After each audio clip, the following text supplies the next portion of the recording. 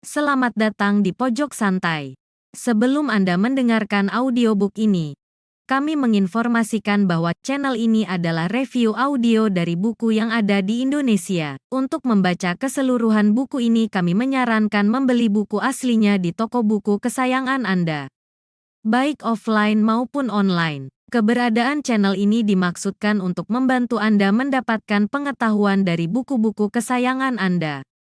Jangan lupa untuk subscribe, like, dan komen.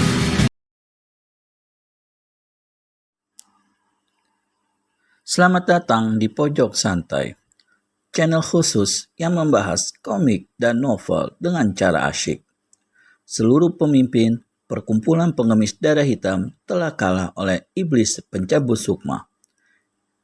Di saat berbarengan, Sultan Hasanuddin akan dibawa, tiba-tiba ada sosok biru yang merampasnya. Siapakah sosok biru tersebut? Yuk cari tahu di video berikut ini.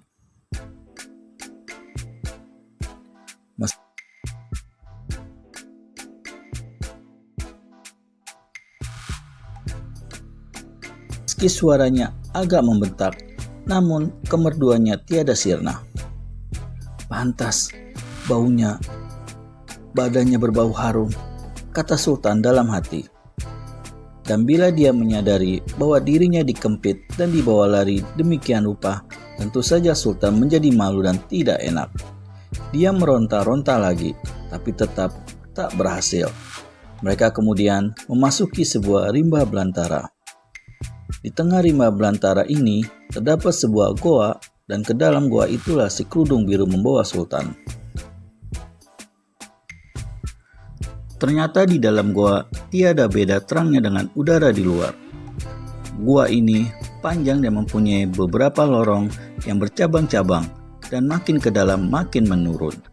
Akhirnya mereka berhenti di satu ruang yang berbentuk kamar 4 persegi. Disinilah baru si jubah biru melepaskan dan menurunkan Sultan. Sultan berdiri dan memandang berkeliling. Di salah satu dinding, Sultan membaca sebuah tulisan yang berbunyi, "Goa Dewi Kerudung Biru." Sultan jadi kaget dan memandang lekat-lekat ke arah si kerudung biru yang hanya sepasang matanya yang bening dan berkilat saja yang kelihatan. "Jadi, saat ini aku berhadapan dengan Dewi Kerudung Biru," kata Sultan perlahan. Tapi hatinya agak meragu. Di dalam ruangan itu terdapat 2 buah batu hitam. Dewi Kerudung Biru pergi duduk ke salah satu batu lalu berpaling pada Sultan. "Silakan duduk, Sultan," katanya mempersilahkan. "Terima kasih." Sultan pun duduk. "Saudari, kau belum menjawab apakah kau yang selama ini dikenal di dunia persilatan dengan nama julukan Dewi Kerudung Biru?" "Hahaha." Yang ditawa tertawa merdu, berderai, laksana taburan mutiara yang berjatuhan ke ubin. "Itu tak perlu kau tanyakan lagi. Kau sudah baca apa yang tertulis di dinding itu, bukan?" Dalam berkata begitu, sepasang matanya tiada berkesip memandangi para sultan. "Ah, kalau begitu, sungguh tak terduga pertemuan ini. Terima kasih atas pertolonganmu, Dewi Kerudung Biru."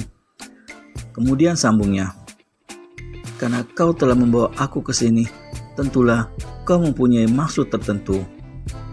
"Betul," membenarkan Dewi Kerudung Biru.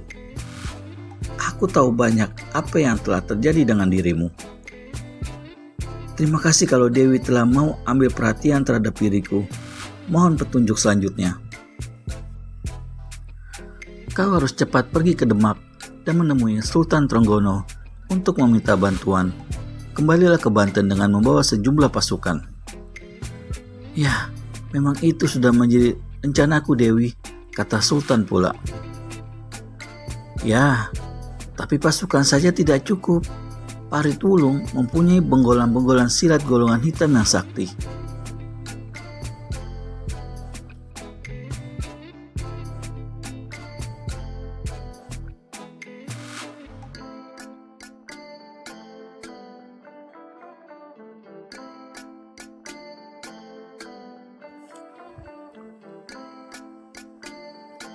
"Mohon petunjuk dari Dewi. Sebelum pergi, kau harus tinggal selama 1 hari di sini untuk kuturunkan beberapa ilmu silat. Sultan gembira sekali, tapi katanya, waktu yang sesingkat itu, apakah bisa berhasil dengan baik? Yang penting, dasar-dasarnya, kemudian baru latihannya, dan terakhir, pelaksanaannya. Sultan pun mengangguk. Aku haturkan rasa hormat terhadapmu Dewi, mulai hari ini, kau adalah guruku. Kata Sultan pula. Dewi Kerudung Biru geleng-gelengkan kepala. Diriku tak perlu dihormatin dan kuharap kau jangan salah sangka kalau aku wariskan beberapa ilmu kepandaian padamu. Bukan berarti aku telah menjadi guru dan kau telah menjadi murid. Jadi, tanya Sultan heran. Semuanya adalah semata-mata untuk menolongmu Sultan. Terima kasih. Aku tak akan melupakan kebaikanmu ini. Demikian juga dengan rakyat Bangtan kelak. Cuma, untuk mengenang wajah penolongku, untuk mengukirnya dalam ingatanku, bolehkah aku melihat paras aslimu Dewi Kerudung Biru? Hahaha. Dewi Kerudung Biru tertawa lagi, seperti mutiara jatuh berderai ke lantai. Merdu sekali suara itu, membuat Sultan semakin tambah ingin untuk melihat wajah yang ada di balik kerudung itu. Namun, suara tertawa yang merdu itu segera lenyap ketika di mulut gua terdengar suara ribut-ribut. Pasti perempuan itu telah membawa Sultan ke sini. Ayo kita selidiki ke dalam. Dan sesaat kemudian, 4 sosok tubuh berjubah merah dan berkerudung merah muncul di ruangan itu. Sultan terkejut, sedang Dewi Kerudung Biru mendengus di balik kerudungnya. Salah seorang dari anggota iblis pencabut sukma berseru dan menunjuk ke muka. Lihat, tidak salah keterangan wakil ketua kita, Sultan bersama dia. Anggota iblis pencabut sukma yang lain, yaitu yang berbadan tinggi, langsing melangkah ke muka. Perempuan laknat, lekas serahkan manusia itu pada kami. Hehehe, berani memaki. Berani mampus kunyuk kerudung merah, kata Dewi Kerudung Biru pula. Betina edan, kau andalkan apakah berani berkata demikian, membentak si tinggi langsing. Sebaiknya, sebutkan nama masing-masing kalian. Aku tidak biasa membunuh roco-roco tanpa tahu namanya. Si tinggi langsing tertawa hambar. Hahaha. Sambil mendongak dan tepuk-tepuk dada, dia berkata, namaku Siralaya, gelarku tangan perengut jiwa. Bagus, gelaranmu boleh juga. Tapi aku tanya, apakah kau akan maju seorang diri atau berempat sekaligus? Merahlah muka tangan perengut jiwa. Perempuan sedeng, sambut seranganku ini. Tangan perengut jiwa pukulkan tangan kanannya. Berbarengan dengan itu, Dewi Kerudung Biru dorongkan pula tangan kirinya ke depan. Si jangkung langsing, tangan perengut jiwa terkejut ketika bagaimana angin pukulannya kena didorong oleh angin pukulan lawan sehingga berbalik menyerangnya. Cepat-cepat dia menghindar ke samping. Siralaya, kau minggirlah, biar aku yang selesaikan dajjal betina ini. Anggota iblis pencabut sukma yang kedua melangkah ke muka. Sebutkan namamu, bentak Dewi Kerudung Biru. Namaku tidak perlu, tapi gelarku adalah si penggoncang langit. Hohoho, gelarmu kelewatan sekali, sehingga tidak cocok dengan tubuhmu yang kontet itu. Bagusnya kau pakai gelar kodok wuduk. Mengejek Dewi Kerudung Biru. Mulut si penggoncang langit berkemik. Sekali kedua tangannya bergerak, maka 2 gelombang angin yang menggetarkan ruangan itu melesat ke arah Dewi Kerudung Biru. Hebatnya, sang dewi yang saat itu masih tetap duduk di atas batu, keluarkan tertawa menghina dan kebutkan tangan kanannya. Maka runtuhlah angin pukulan si penggoncang langit. Penasaran sekali, anggota perkumpulan iblis pencabut sukma ini melompat ke muka. 2 tangan terbentang lebar dan bergerak bersamaan dalam satu gerakan yang sukar dilihat oleh mata.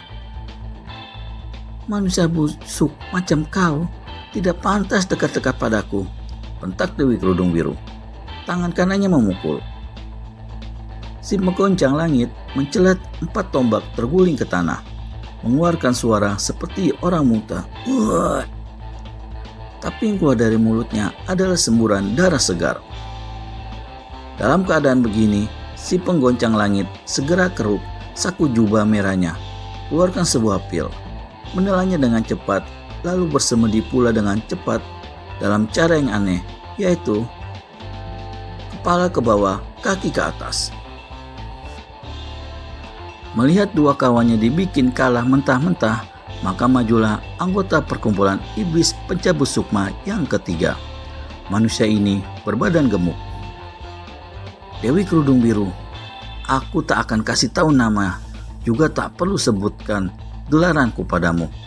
Tapi jika kau berpemandangan dan berpengalaman luas, lihat seranganku ini." Si gemuk ini menutup kata-katanya dengan gerakan dua tangannya. Maka 6 pisau terbang melayang ke arah 6 bagian tubuh Dewi Kerudung Biru. Bisakah Dewi Kerudung Biru menghadapi 6 serangan mematikan itu? Temukan jawabannya di video selanjutnya hanya di channel Pojok Santai. Segera subscribe dan tekan tombol lonceng untuk mendapat notifikasi video terbaru dari kami. Terima kasih dan sampai bertemu kembali.